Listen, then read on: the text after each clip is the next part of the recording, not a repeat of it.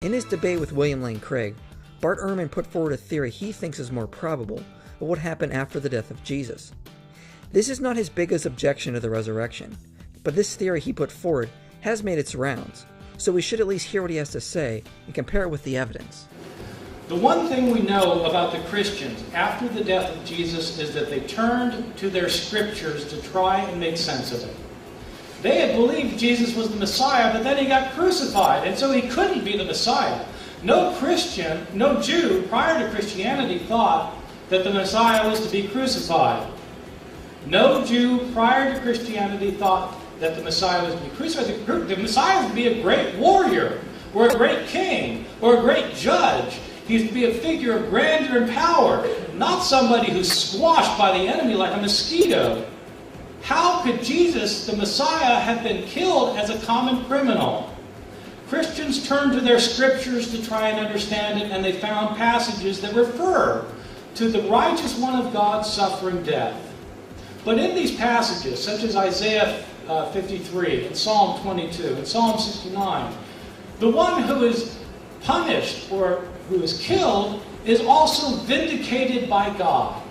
Christians came to believe their scriptures that Jesus was the righteous one and that God must have vindicated him. And so Christians came to think of Jesus as one who, even though he had been crucified, came to be exalted to heaven, much as Elijah and Enoch had in the Hebrew scriptures. How then is Jesus the Messiah, though, if he's been exalted to heaven?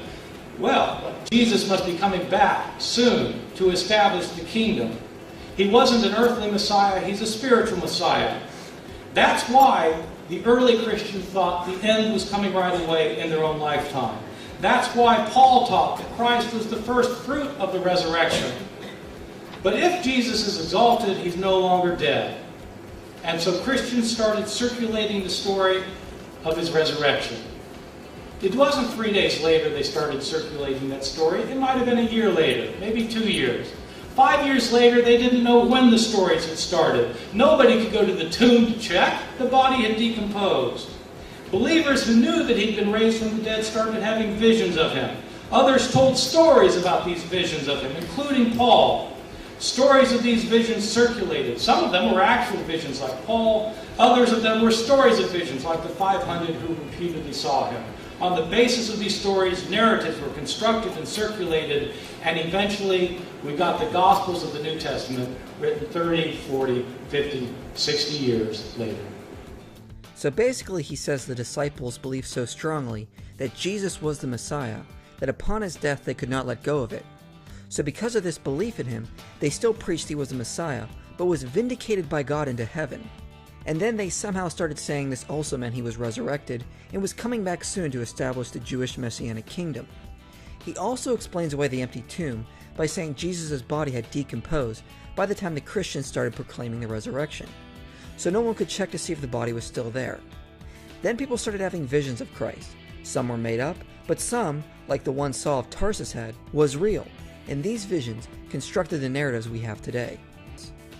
A more detailed theory can be seen in what Lüdenann gives in his book The Resurrection of Christ. Lüdenann argues along the same lines as Ehrman, but gives us more details. Lüdenann believes Peter suffered a terrible amount of grief and sorrow after the death of Christ, and was the first to hallucinate an appearance of Jesus.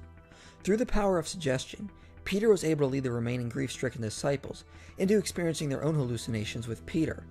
They then led a group of 500 in mass ecstasy that resulted in many of them partaking in the experience.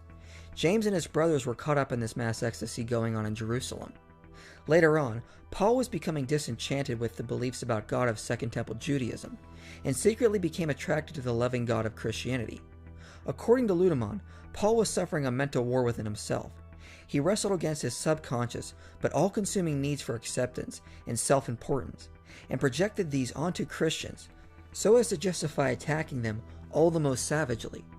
On his way to Damascus, Paul fled from his painful internal war into the safety of hallucinations.